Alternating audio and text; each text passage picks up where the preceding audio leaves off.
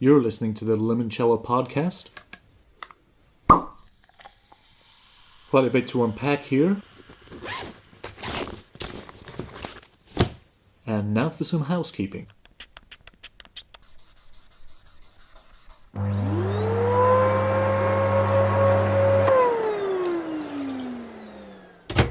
And now I bring you the Limoncella podcast.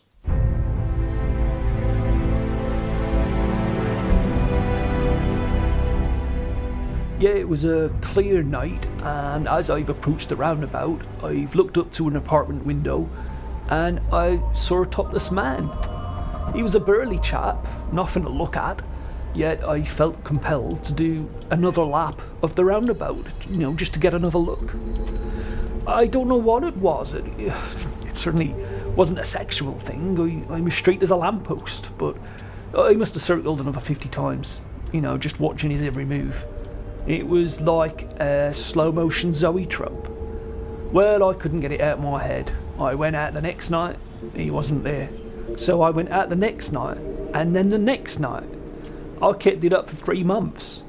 I don't know how many times I went round the roundabout, but I clocked up 96 miles on the odometer. I'd have beaten Lewis Hamilton round that thing, I knew it so well.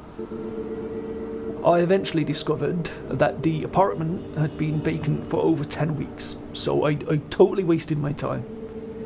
Of course, it cost me my marriage. She thought I was having an affair, all the trips out I was doing. I think the truth would have sounded worse. And it reached a point where I actually admitted to an affair. Yeah. Right, what's the damage? She died of a head injury. That's all we know at this stage, ma'am. I wondered why her head was missing. Buck up, McAuley. What do we know about her? We've got some intel that she's involved in drugs. Looking at her shoes, it's clear she's more of a baron than a user. My God, are they? Christian Dior. What size? Size 5, ma'am. Size 5? Yes, why? Are you okay, ma'am? Yes, never better. Actually, McAuley, you can go now. I've got this. But ma'am, Sergeant Willis told me to stay here till forensics comes. And I'm telling you to go back to the station. And that's an order. Yes, ma'am. You've got a dangerous taste in shoes, woman. What's that, ma'am? Get to the station. Yes, ma'am.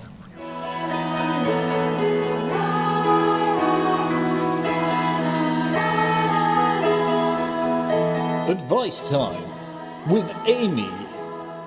Hi, it's Amy here, and I'm here to tell you how to sort out your problems. Losing weight. First one, diet. Want to lose weight quickly and easily? Why not try eating less and doing exercise? Insomnia. Having trouble sleeping? Improve your sleep quality by going to bed earlier and waking up later. Social anxiety. Find yourself struggling in social situations? Easy. If you find yourself getting nervous or whatever, just stop yourself from feeling nervous. End of advice. Okay, that's that. I've been Amy, and I've just sorted your problems.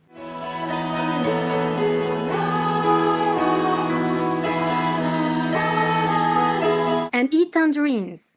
Liz and Fiona hold hands with only concealed resentment from the public. Abdul joins a golf club with no outward objection from members. Sophie is encouraged to share her expertise at the Tool Station Roadshow. These people are no longer forced to suppress their being, but as society becomes a fairer place, the rate of turmoil in white men has increased. They have found themselves at the centre of discrimination. Today it's veganuary, tomorrow it's a bio pint glass made from garden scat. It needn't be this way. At Mensa, just £10 a month will help us build a pop-up chapel to protect against the threats of Islamic law. You'll receive a free complimentary beard shaper on registration. Mensa, it's time to take control. Take back control. Take back control. This is a major breakthrough for Parkinson's. Your device will help everyone with the condition. Mr. Farce, we would love to invest in this product. Oh, this is my life's work. Thank you so much. Oh, no, on the contrary. Medicine owes you a great deal of thanks. Right, I'll type this up then. What are you calling the device, by the way? MILF. Great. Well, I'll send this through and we'll get a contract. What are you calling it? A MILF. As in... Yes, MILF. What?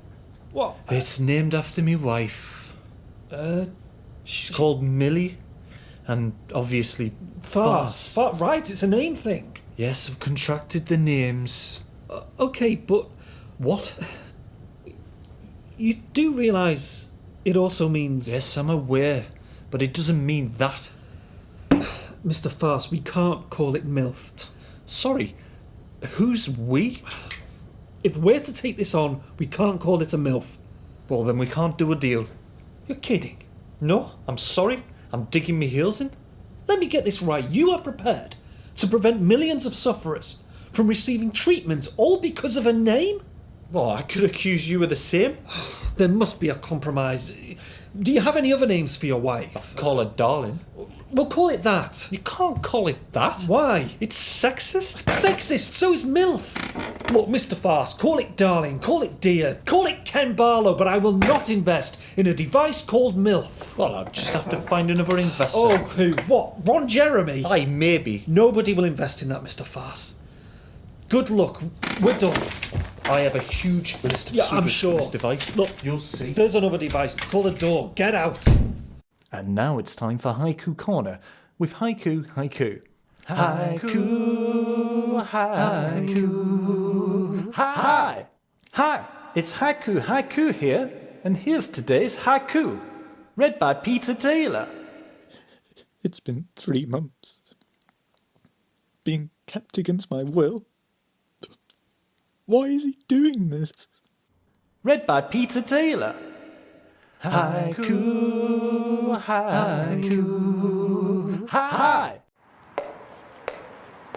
McAuley, what do we know? Drugs again, Mom. And I don't think she used that switchblade to jack her. I agree. The depth of these wounds indicate that these weren't self-inflicted. Mom? Are those... Oh, Christian Dior. Why? It's just that they look remarkably like the ones worn by the girl murdered in Burnside. No, that's why I was so startled at the time. I couldn't believe she owned the exact same pair as me.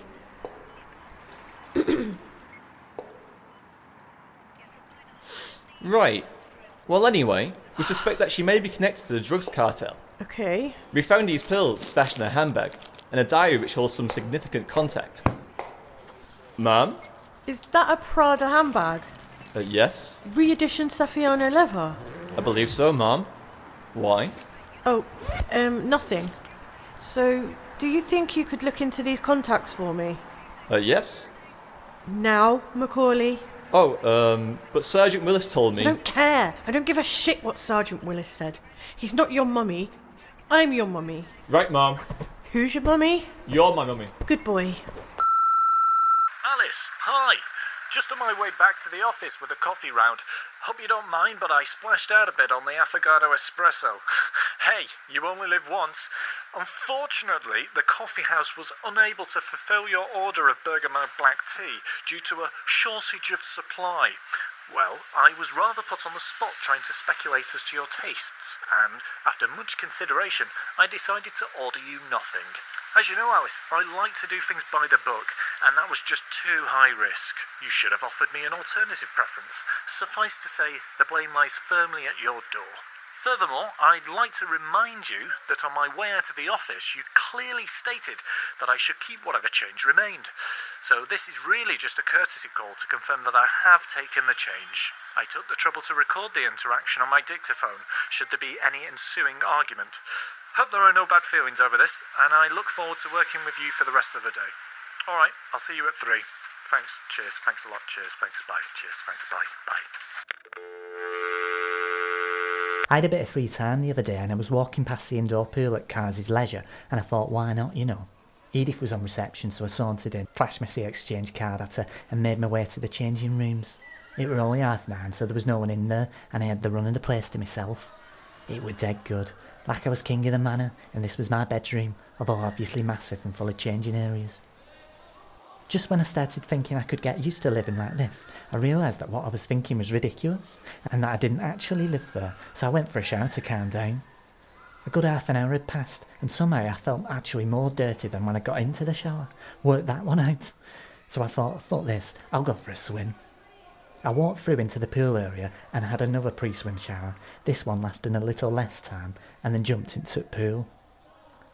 The lifeguard immediately blew his whistle and shouted at me that there were no diving allowed. I explained to him quite calmly, actually, that I hadn't dived into the pool and had merely slipped, and he started mumbling something and carried on playing with his phone. I said to him, look mate, what if I'd drowned then? Would you have been able to see me? Or would you have been too busy texting your twatty little mates on WhatsApps? He didn't say anything, but I know he heard me, because a minute later he wandered off in a mood. At this point, I noticed there was someone else in the pool all along, this elderly little woman, who was making her way slowly round the anti-clockwise lane, whilst moving in a clockwise direction. I shouted to her. I said, oi, you clockwise cunt. Are you a broken watch or something? She either didn't hear me or she was ignoring me, so I thought, fuck this, and I waded after her. I was actually faster than her walking than she was swimming, especially after I grabbed her legs. I said to her, go on, go the wrong way round, you bent watch. And she started crying. I think she was crying anyway. It was difficult to tell. There really was an awful lot of water there. Disgusted, I took a piss in the pool, spat on her chest and jumped out. She tried to get out too on the opposite side, but as she was pulling herself up, I bashed her hands and she slipped and fell backwards into the pool like a foot grasshopper. Knobhead lifeguard was just on his way back at that point, so I told him what the old cow had been doing, and then went and told the receptionist that I'd seen him on a ladder watching porn. Sacked in the morning, you're getting sacked in the morning, and it was only 10:30.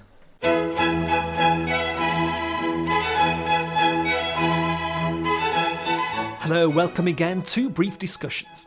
Following yesterday's topic, why is there something rather than nothing, we touched on Descartes' assertion that the only thing we can be sure of is our own existence.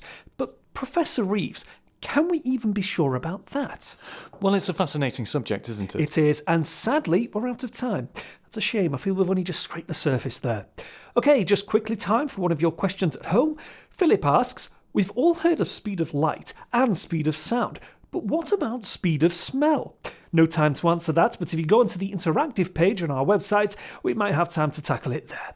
I'm being told we don't, but do keep sending in your questions and we'll try our very best to answer them.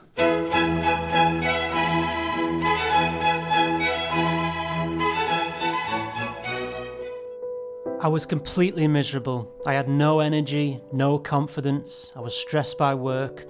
I was in a giant rut I just couldn't get out of. That was until I got depression. Getting depression completely turned my life around. My life did a complete 180, twice. Before depression, work was a real drag. My manager was constantly breathing down my neck. I was overworked and worn out. But when my manager found I had depression, everything changed. Now my workload's been lightened, and I even get half-day Fridays. It's been the same with friends and family. Have you ever been in a social situation you just wanted to leave but knew you couldn't? A christening, a party, a wedding? With depression, no one pays no mind if you leave, or even if you don't turn up at all. They'll even apologise to you. I used to get in arguments with my girlfriend because I was kind of lazy and I didn't lift a finger around the house. Now I've got the excuse of depression. Everything's rosy. She's completely understanding and attends to my every need. So do it now, while the NHS is still here. Get depression. Depression.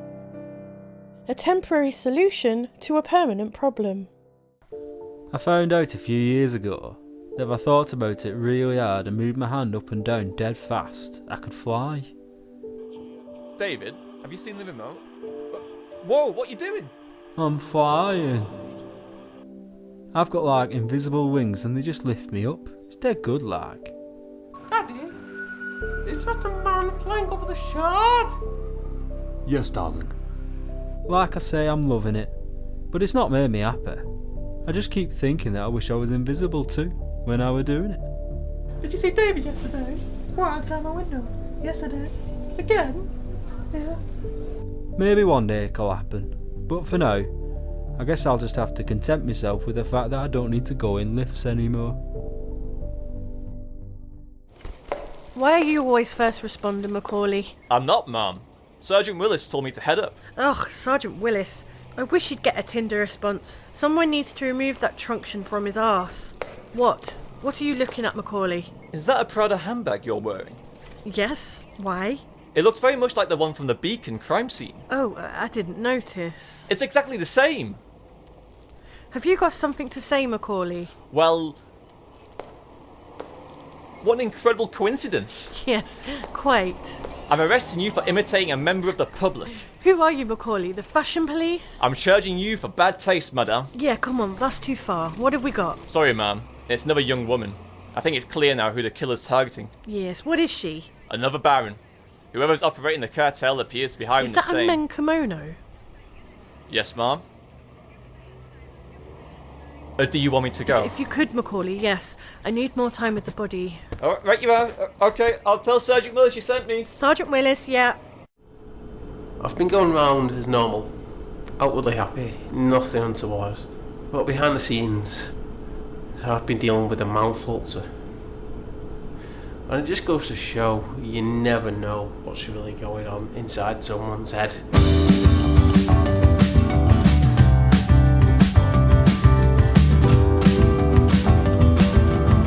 Fucking agony.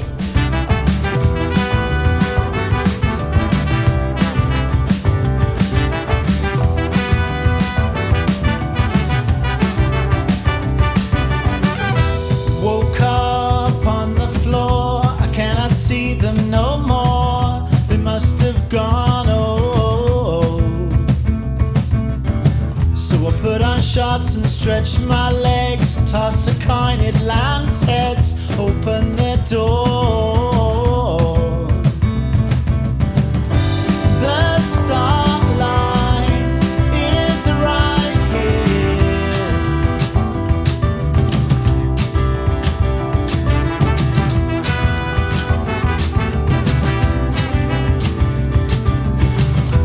Wind and rain on my face, these bottled feelings replaced with muddy grass. Oh,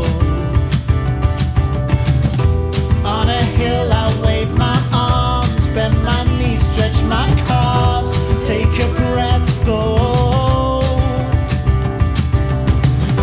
the start line is right here. Get ready to go, being myself, being myself.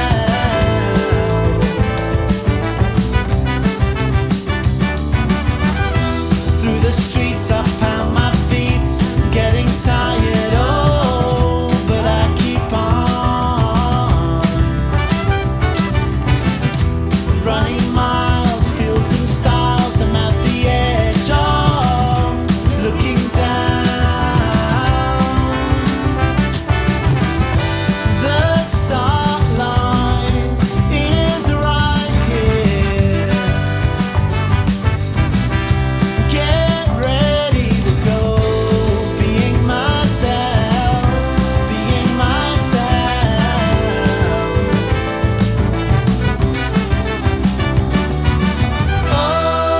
Over the hill and far away, there's another road, another day.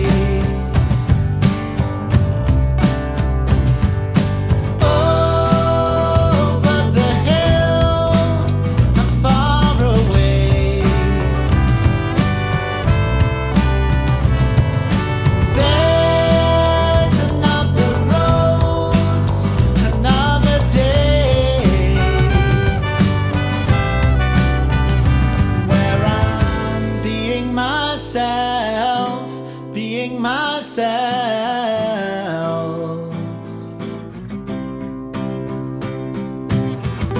being myself, being myself.